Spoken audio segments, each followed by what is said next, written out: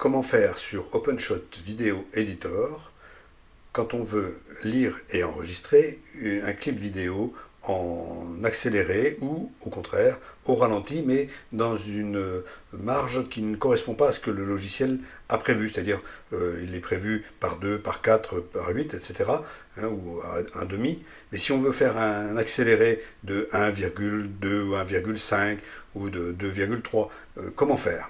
Eh bien, ce n'est pas très compliqué, mais il faut suivre un protocole très strict. Alors, je te montre ça, tu vas voir, c'est simple. On prend notre clip. Alors, le clip, on peut le mettre sur n'importe quelle piste, on s'en fiche, à condition de le mettre bien à gauche à 0 secondes. Et surtout, prévoir que le clip soit déjà pré-découpé, non pas, prévoir de le travailler au niveau de la coupe pendant qu'on fait ce genre de choses. Alors, il nous faut connaître ensuite deux choses. Il nous faut connaître le nombre d'images que contient notre clip et après il va nous falloir calculer la durée que devra faire ce clip. C'est tout simple. Alors, voyons par exemple comment calculer le nombre d'images qu'il y a dans ce clip. Si on a la chance, à la fin du clip, alors je clique ici pour être à la fin de mon clip, si on a la chance d'avoir une partie un petit peu sombre, ce qui est le cas ici, tant mieux pour moi, eh bien on peut, en faisant un clic droit sur le numéro de trame, demander que s'affiche dans le clip le numéro de l'image. Et la dernière image de mon clip porte le numéro 1774, il y a donc 1774 images dans le clip.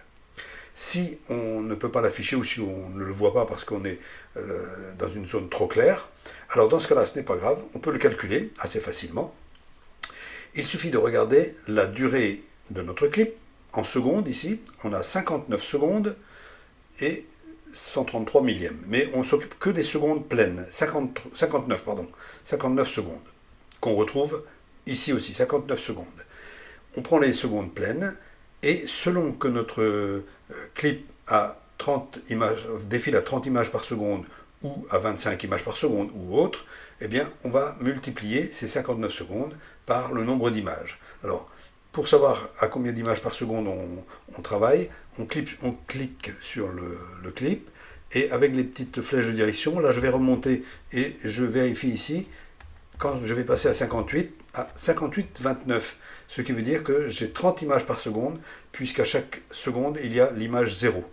Donc ça fait 29 images plus l'image 0, ça fait 30 images. Donc là voilà, hop, j'ai donc 30 images par seconde. 59 secondes par 30 images par seconde, ça fait 1770.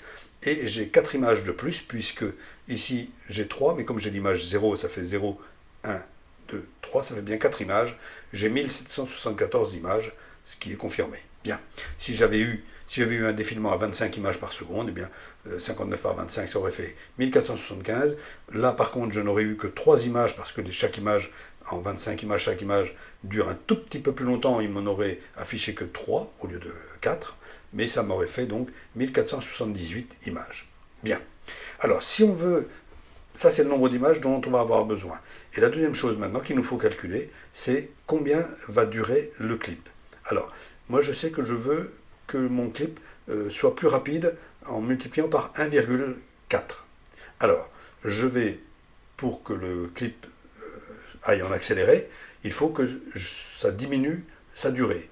On est à 59 secondes, eh bien, si je divise par 1,4, eh bien, je vais obtenir 42 secondes 24 pour faire défiler mes 1774 images. Donc, dans ce sens-là, je vais changer deux propriétés. La propriété fin, alors je vais ici, je ne peux pas jouer sur la durée parce que c'est le logiciel qui le calcule.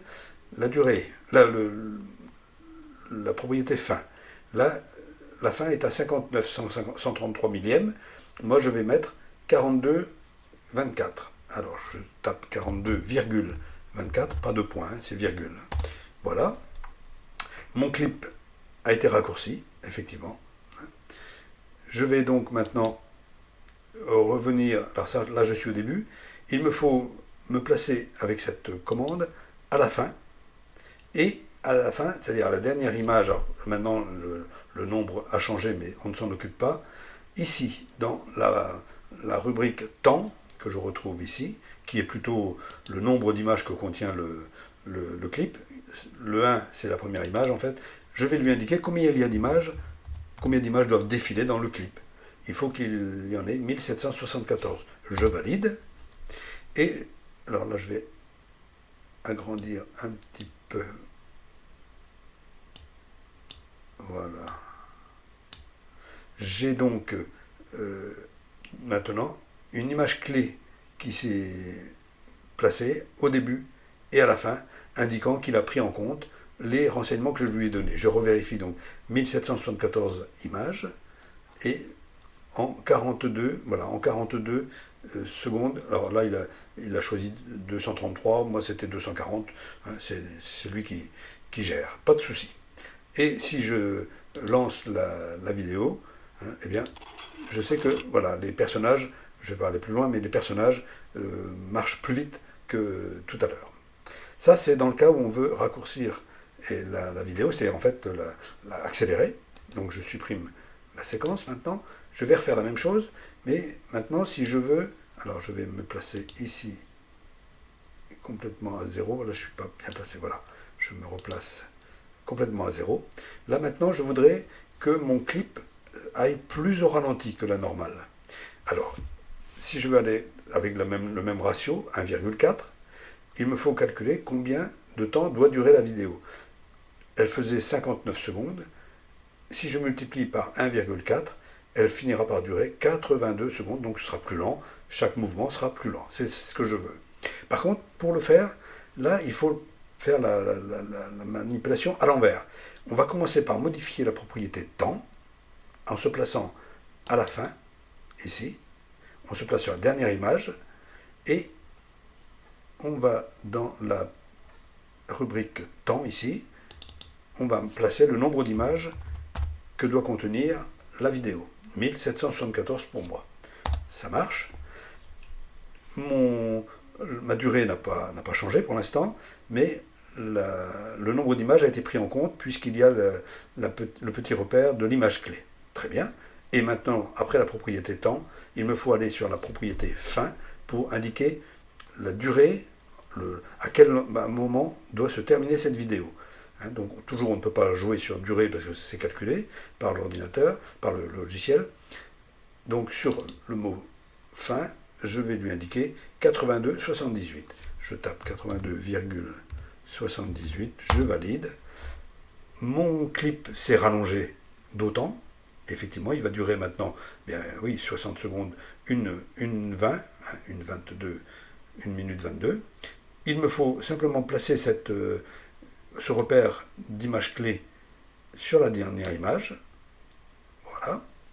Et maintenant, là, il est en train de reconstruire les miniatures, c'est pas un problème. Si je me place au début et que je fais la lecture, j'attends que le cache enregistre un peu les images, voilà. Je vais m'apercevoir que les personnages vont bouger plus lentement. Voilà, là je connais bien la séquence et je vois que c'est plus lent. Voilà, donc après, il suffit de choisir à quelle vitesse on souhaite passer le ratio. Alors, une petite chose, dans ce cas-là, la voix, il vaut mieux l'enlever ou la mettre à 0, parce que la voix n'est pas traitée comme, par exemple, sur YouTube, où on peut accélérer sans modifier la voix. Ici, plus la voix est accélérée, plus elle devient aiguë, et on finit par avoir une voix de canard, soit plus on la ralentit, plus on a une voix qui est un petit peu une voix caverneuse, très difficile à suivre. Donc, ce n'est pas... La voix, il faut l'enlever et refaire éventuellement une bande-son en dessous de cette vidéo une fois qu'elle est enregistrée. Voilà, ce n'est pas plus compliqué que ça de modifier. Hein, alors que par nature, hein, on se rappelle qu'on a la possibilité toujours avec temps ici, hein, de faire une lecture en avant, voilà, par 2, par 4, par 8, par 16, hein, ou en arrière, ou si on veut aller plus lentement que la normale, hein, par un demi, par un quart, par un huitième, bon. Mais ce ne sont pas des valeurs qui correspondent toujours à ce qu'on souhaite. Hein. Donc voilà, j'espère que ça te sera utile.